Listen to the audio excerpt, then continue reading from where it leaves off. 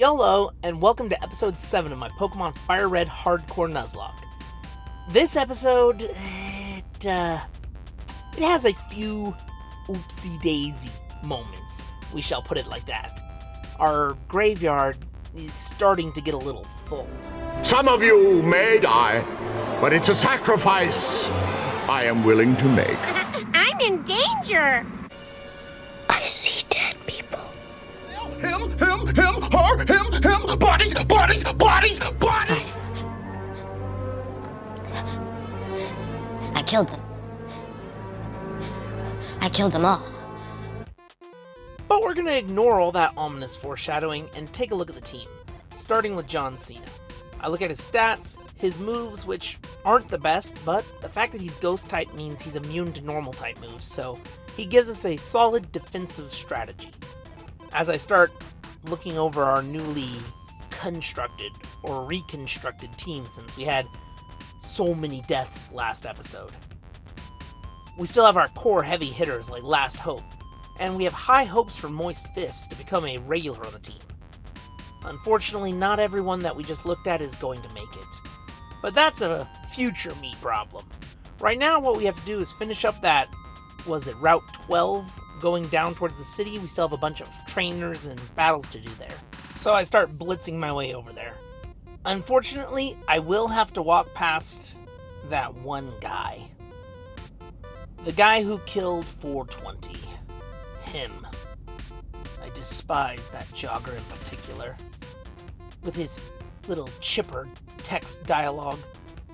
And then I'm disappointed over here at this tree because I realize none of my Pokemon can learn the move Cut, which means whatever that was is now unavailable to me for the time being. Hopefully it wasn't a good TM, because we know I definitely need it. I end up teaching the TM for Brick Break to Moist Fist, because as soon as he evolves, he's going to become a fighting type and gain stab damage with it. Stab being STAB, same type attack bonus, giving a 50% boost to the move. It turns weak moves into strong moves, and strong moves into really strong moves. Now I get into a fight with this fisherman, and I am his worst nightmare because I have John Cena. Ghost type. The Magikarp that he has, even though it's a higher level, the only attacking move it knows at this point in the game is Tackle. So between Splash and Tackle, I'm literally untouchable. He can't see me! I'm John Cena! His name is John Cena!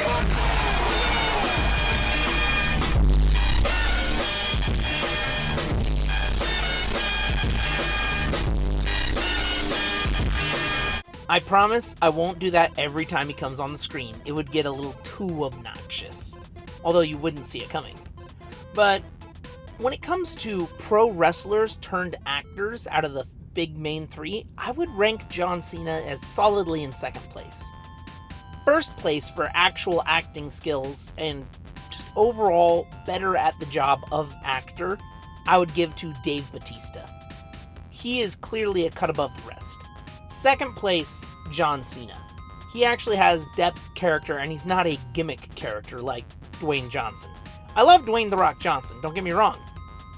But he plays the exact same character in every single movie. He lifts up his eyebrow. Every movie he's in has a jungle scene. Actually, comment below if you know any movies that Dwayne Johnson's been in that doesn't have some kind of jungle scene in it. If there is one, I would like to know, because I genuinely think that's like a rule in his contract. He has to have a jungle scene. But yeah, I would put him at the bottom of those three, because he's just not very skilled as an actor. He's popular, he's funny, but that's all he's got going for him. Kind of like how that Goldeen didn't really have anything going for her, so I wiped her out. Killed. Eliminated. Now, this is just cruel. I send Moist Fist out against a Poliwag, an evolved version against an unevolved version, and then I get hit with Sleep. So I let T-Fish handle this. T-Fish goes out there, and then just drains the Poliwag almost to the point of death, leaving it on just a sliver of health, and then wiping it out. Shows no mercy. Ruthless little bat. My Vampire Bat strategy were going hard. And you want to know what else is going hard? The levels of these opponent Pokemons. They are perfectly matched towards my team level. So I'm in the exact right portion of the game, at least level cap-wise where I should be. However, the next 2 gyms share the exact same level cap of 43, which means I do have to fight every single person. I can't be skipping these fights, because every single drop of EXP that I can squeeze out of these computers, these NPCs, is 1 drop that I don't have to get running back and forth at that daycare. So, yeah, I'm gonna fight everyone, which ends up biting me in the butt here real shortly, as you'll see. And we're gonna need every level we can get. The reason being, the next 2 gym leaders' gyms, their ace Pokemon, our new level cap is 43. And we're not quite in the 30s yet. We're close, but we're not quite there. Now, I intend to do Koga's gym first. Originally, it was going to be a lot easier because I was going to have a Poison Grass starter type with Leech Seed and Sleep Powder, and I was going to, fudge my way through there by just putting them all to sleep and stealing their health. But unfortunately, we can't do that anymore. 420 is the dead. Big sad. So instead, what we're going to have to do is get a little creative. Now, I was thinking about what's the best possible way to do this gym, because I don't want to have to get stuck getting poisoned and then having to swap out and get poisoned over and over. And then I remembered, I have 3 contenders who would be very good in Koga's gym. So this is my plan. I'm going to use 3 specific Pokemon, and I intend to take his gym on next episode, not this episode. This episode is more of preparation. But next episode, we're going to hit the Safari, get our Safari encounter. Please, please, please be a Kangaskhan. And then we're going to go and do his gym. But this Pokemon here, Neo, is one of the 3 aces up my sleeve for fighting Koga. Neo has Psychic-type moves, and he is an absolute powerhouse in terms of special attack. But he's not too bulky himself, so I can't really send him out there to fight something like Muck. Now here's wherein my strategy starts. Step 1. When I go to fight Koga, I send out Butterfree. We put his Pokemon to sleep, and we take that time to set up and get our defenses up. Step 2. Butterfree does as much damage as possible before she has to get swapped out. Step 3. Swap into Bob, our Poison-type Arbok, who will be able to avoid all the nasty status effects, and has access to move Dig, so he has super effective damage. Now, the Weezings will be a problem for Bob. That is where he is going to falter. And where he falters, Neo prevails. We use Butterfree and Bob to 1-2 combo, set up an easy layup kill for Neo to swoop in, use his psychic attacks, and obliterate the Weezing. That's the plan, and I'm really hoping that nothing bad happens. Nothing goes unaccording to plan. But that's my battle strategy. And that's going to be the second thing I do next episode. Next episode, I'm going to hit the Safari, hit the gym, then go fight all the bikers, and if there's still time after that, I'll do the Devoncourt building that Team Rocket has taken over. Or the Silphco, I can't remember which one it is. But fun fact, that building is the largest dungeon, quote-unquote, in the game. The greatest opportunity to get the most experience points, excluding using the Versus Seeker or just running around a whole lot.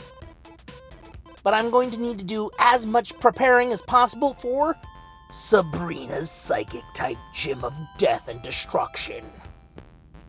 Reason being, her Alakazam has access to the move Calm Mind. Now, I've played before a different Nuzlock. It wasn't a hardcore Nuzlock, it was just a regular one that I did for fun. That Alakazam set up 2 Calm Minds and swept through my entire team, slaughtering me. It is no joke. That thing is an absolute unit. I cannot risk something like that happening. Now, with Bob being vulnerable to psychic-type damage, and everyone else being neutral or non-resistant, we run into a little bit of a problem. I can level them up as much as possible. I can give them the best possible moves, but my current team is going to have a very rough challenge with that gym. There is one hope, one saving grace, one potential savior who could prevent an all-out wipe. That savior? Snorlax. Now, I've already killed one of the Snorlax options, but there is still one yet to kill that I could get. That one might be able to save us. Oh, yes, the Rattata knowing Pursuit, and Pursuit doing double damage when you try to swap out. So much fun! I hate these rats. Goodbye, John Cena. This Rattata did the impossible. It killed a ghost. Like, if you need a ghost killed, who you gonna call? Rattata! Then they throw out a Pikachu, the mascot of Pokemon itself. I can't leave T-Fish in there because electricity and T-Fish, they're not exactly friends. But then I realized there's nobody else I can really swap into, so I have to have T-Fish out there and hope that he doesn't get Thunderstruck. I was gonna put a clip of Thunderstruck right here, but to only clip that one portion of the song and not play the entire song is a crime against humanity. And I may be many things, but I'm no crime against humanity guy. Thanks to the power of editing, we blitz back to the Pokemon Center to do some damage control. Step 1, we give John Cena retirement. AKA, we put him in the dead box, which is getting kind of full now and stressing me out, making me think I might need a second dead box. Mr. President, we need a second dead box. But then we go and grab Cleopatra. Now she's a little lower level, but we grab her because she has the ability Shell Armor, which makes her immune to critical hits. And I'm so tired of critical hits at this point. Then we grab Bugger, because Bugger is one of the OGs of the team, and really useful with the sleep powders, which we kind of lost our other sleep powder use, but we're not going to talk about that. But what we will do is take a quick editing cut to get us back over here. And now we're getting into a fight with a bird keeper, the first of many bird keepers to come. I did not know there were this many bird keepers on this path because honestly, like 99% of the time when I play, I take the biking path. And I'm usually not doing a hardcore nuzlock, so I've got a core team of 6 which don't die, so they get all the experience and I end up over-leveled, and I just ignore this entire chunk of the game. So this is relatively new-ish for me to experience this side of the map. Which also means I did not know what was coming up. I had no idea what to expect or to prepare for, which may have led to a oopsie-daisy kind of moment. But let's not get ahead of ourselves. Right now, let's focus on how Last Hope is blasting these birds with hyper beams, showing no mercy. It's as if Last Hope stepped off an elevator and just under her breath whispered, "Remember, no Russian," and then went out blasting. Oh. Anyway, I started blasting. Bang! Wow. Bang! After showing that bird keeper who's the boss, I was feeling a little confident. You already know what this means. Whenever I feel confident, it's before disaster. It's as if my wings are of wax, and my hubris is the sun, and I fly too close. Thus I must be dashed upon the rocks and drowned in the sea. And this is what happens. I forgot to heal up Cleopatra before I got into a fight. Now luckily I'm immune to critical hits, and actually things start going pretty well. He lowers my defense a little bit, but you know what, I'm a chunky enough guy. Plus I have passive healing in the background, and I can even put him into a confused state. Why do I hear music?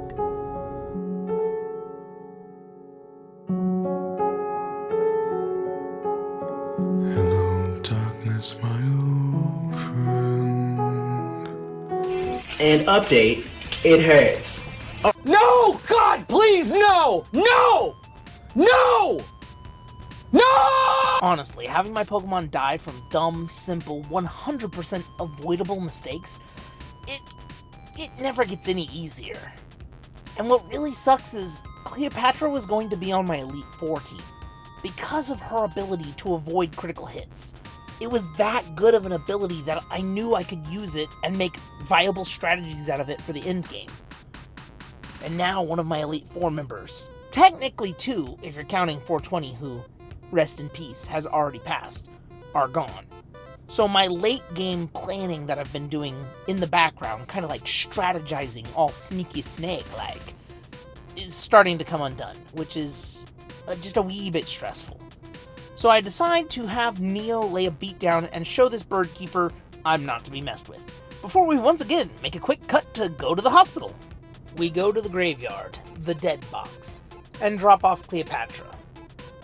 At this point, we're really running out of rows. We've only got like 2 rows left. But Squirt can come back on the team. Now, I'd love to tell you this is the last time you see the dead box this episode. But I would kind of be lying. So let's just go ahead and cut to the chase. Back to their fighting and what happens. And what ends up happening is this: boring, uneventful fight, after another boring, uneventful fight, followed by a third boring, uneventful fight.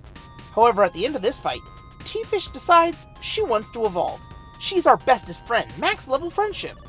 However, we do not have the national dex, so T-Fish cannot evolve. Which means from this point on, every single time that T-Fish gains a level, she will try to evolve, and it won't happen. Now this fight here is not boring and eventful because they once again have Pursuit, killing Squirt, our third death for the episode. Now I know what you're thinking. Oh, brother, this guy stinks! Hey pal, you just blowing from Stupid Town? And now it is at this point that I feel I must come clean with something. A dash of honesty, a little bit of a behind the curtains, so to speak. Which is a slight confession I have to make. The reason so many Pokemon are dying this episode, and the reason that I'm playing so poorly, is the same reason. That reason being, I recorded this episode while I was chilling at home with the family, and the dogs kept wanting to be played with, so I was kind of only half paying attention. I know, I wasn't giving it my full concentration. But honestly, if I was fully concentrating, it'd probably be the exact same kind of setup with how I've been playing. But anyway, I was half playing with the puppies, half paying attention, so I made a few simple mistakes like not healing up a guy, blitzing through, forgetting to, not let my Pokemon die? Something simple like that. So yes, I am 100% blaming this on the dog. Oh, the dog ate my homework! Yeah, the dog killed my Pokemon. I blame the dogs. But you can't be mad at those dogs. They're just sweet little puppies. So we once again run back to the hospital. And for the third time this episode, we open up the dead box, and we drop off a Pokemon. Honestly, these 3, maybe like 1 or 2 of them would have survived if I was paying closer attention. But, it'd be like that sometimes. So we heal up our Pokemon, then I realize I forgot to grab our secret weapon, Bob. Surprise, Bob motherfucker! re-enters the party. Bob is going to help carry us through some of these next onslaught of fights. And having 2 Intimidate Pokemon is going to be clutch. We quick cut back here, and we're fighting yet another Bird Keeper Pokemon. I feel like they could have added a little more variety. I mean, throw in a few, mailmen or something. Just keep it fresh. But we fight this bird, putting it to sleep, and then we lay a psychic beat down upon this thing. Now this is my only sleep Pokemon left, or the only Pokemon that can put others to sleep. Now, one thing I really need is that Snorlax. Why? Snorlax can use Yawn. So if anything were to happen to Bugger, please nothing happen to Bugger. If anything were to happen to Bugger, I could use Snorlax to Yawn. Catching the Snorlax is going to be a little bit of a challenge though. But that's a future me problem. Right now I just gotta focus up on killing these birds. Now I may have complained about unevolved Pokemon in the past, but when I see these Fearos, a small part of my heart lights up with joy at the thought of fighting something other than a squishy baby form of a Pokemon that should have evolved 5 to 10 levels ago. And now we get into a fight with another Bird Keeper. But I'm not complaining, because this fight is exciting. A challenging level 33 Pokemon, and a unique Pokemon Farfetch'd. There's only one thing to do. Call forth the big guns. Bob, get the Intimidate, which makes his attack pathetic. Drop rocks on this bird. Catastrophic damage. And then he uses Swords Dance, which raises his attack 2 stages. I can't risk that, so I have to drop rocks on him again. Rocks fall and everyone dies. Thank you for playing Dungeons & Dragons. Oh, I love that game. Now these next couple of fights end up going a bit smoother. Reason being, we have Bob. Bob gives us that powerful forward momentum by being an absolute tank, a juggernaut, an unstoppable force, which has yet to meet an immovable object. And it's also pretty convenient that it has that rock throw ability. I'm very glad I taught it to it all the way back in not Mount Moon, what was it? Rock Tunnel, of course. Rock Throw, Rock Tunnel. How could I forget? But yeah, that move on this snake blitzes through these birds, gets us into a double battle. The Squirtle got lucky dodging the attack. Otherwise, he probably would have been at least half health. But honestly, all that really did was just keep Squirtle alive a little bit longer. That way we could draw out his death more slowly and painfully. We're the good guys, I swear. But after that, I figure I should go beat up all these bikers because I want those big biker bucks. Try saying that 3 times fast. Big biker bucks, big biker bucks, big biker bucks. Nope. I tried. An attempt was made. But this is my beautiful strategy with Bugger. Put them to sleep. Have the held item leftovers to constantly give us regenerative healing in the background. And spam Harden. Flashback to when we were just a wee little Metapod trying to get hard all the time. And now we stay hard because we carried the boats and the logs. And then we evolved into a beautiful Metapod. And Metapod then had something very important he wanted to tell me. Stay hard! Stay hard! That's right, some things never change. Bugger lived by getting hard and staying hard, and he will not die because I need Bugger to stay alive. But no, I am never getting rid of the move Harden off of Bugger. It is deeply encoded in its very DNA. If we were to look at the double helix with the ATCG, was it Atazine, Cytosine, Guanosine, whatever it is, the ATCG markers, we split open his very DNA, and all we will find is him getting hard. He is the epitome of hard. Diamonds look at him and say, dang, that guy's hard. That is why I keep this strategy. He will forever have the leftovers. Now, there is a potential to get a second leftovers, but it's kind of overpowered to have 2 of them. But, I mean, with how many of my Pokemon are dying all the time, I think I might actually end up needing it. And with these fights that have been going on in the background, we can clearly see that Bugger busts bikers bringing big bucks. Whew! I am not even going to attempt to say that multiple times. Made me feel like I was Dr. Seussing it up in here. The next couple of biker fights go the same. So we're gonna cut to the exciting thing that happens very shortly, which is a new challenger approaches.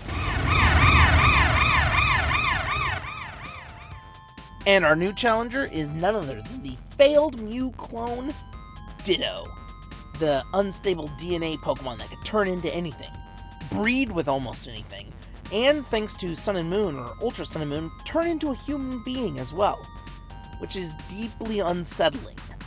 But we're going to ignore all the creepy things that could come from that, and focus on the fact that he is rather an easy catch. Not really the strongest Pokemon, but I need everything on my team I can get.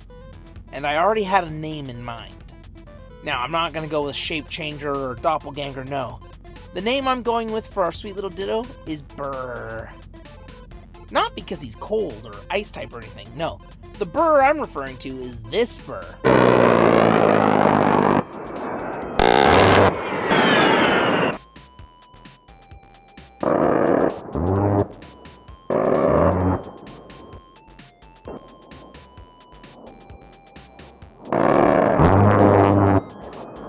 That's right, our Ditto is named after the A10 Warthog, or more accurately, the gun in the A10 Warthog. The A10 Warthog is capable of firing 3,900 rounds per minute.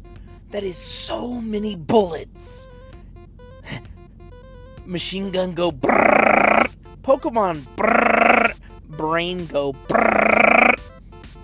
That sound is the sound of freedom coming your way and liberating you of all of your oil. Yeah, I mean, if oil is ever found anywhere, America immediately goes there and liberates the local inhabitants. And the A10 Warthog is one of the things that we use for our freedom missions. So it only seems fitting that we have such a device on our team. A shape changer that could maybe not put out 3,900 rounds per minute, but have 5 PP total of each of the 4 moves of his opponent. So using Ditto is actually strategically very difficult because the first turn you send it out there, you have to do the transformation. The only good Ditto, in my opinion, is the kind that auto-transforms with the, I think it's the Imposter, the Imposter ability, which makes them transform into whatever Pokemon they see right when you throw them out. But anything short of that, and Ditto is just far too gimmicky to use. So, sadly, we're probably not going to get a whole lot of A10 Warthog action.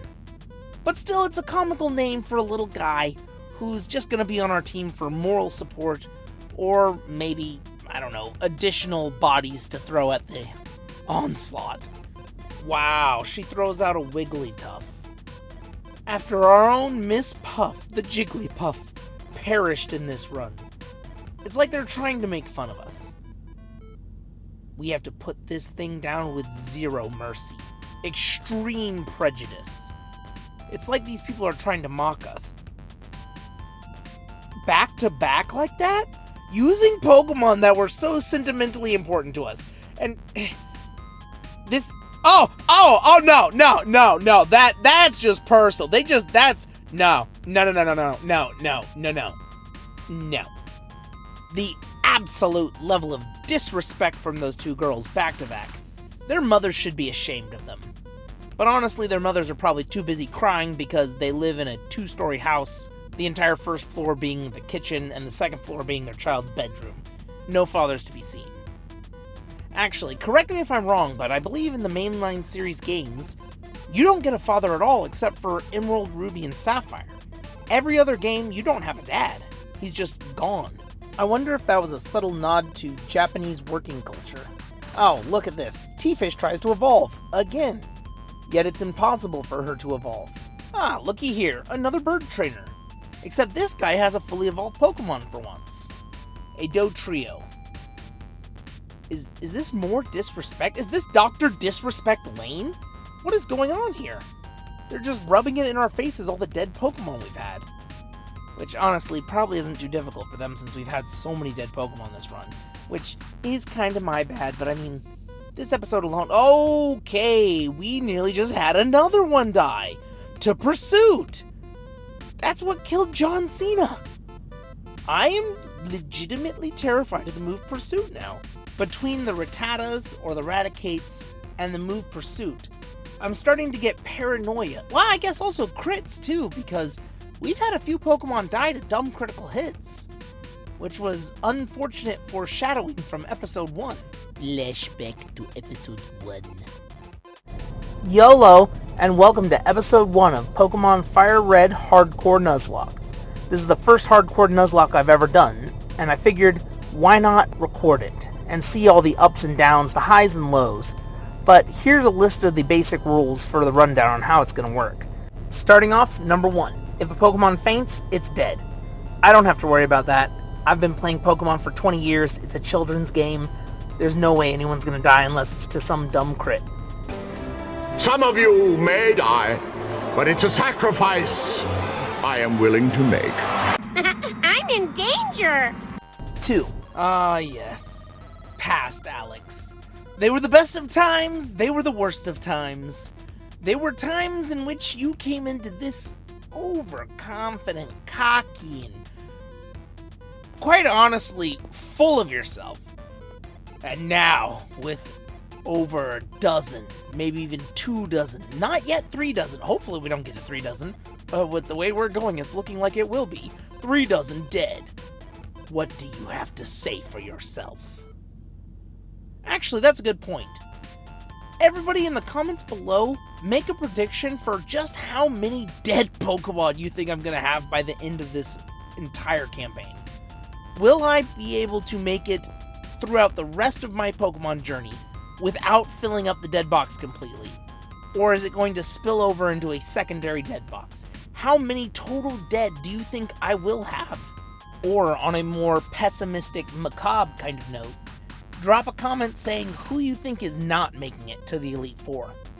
Who on my team do you think is sadly going to die from something dumb like a critical hit, or my own stupidity? Who are we losing next? Is it Bob, T-Fish, Bugger, Neo, Last Hope? or even moist fist? Let me know in the comments below. I promise you I'll read them. And what was going on with this fight in the background while I was yapping? First I got paralyzed hacks like a million turns in a row, and then they nearly killed T-Fish, and my team's just taking a beating. Thankfully, I have the chosen one, Neo, and he can do his secret technique called throat chop.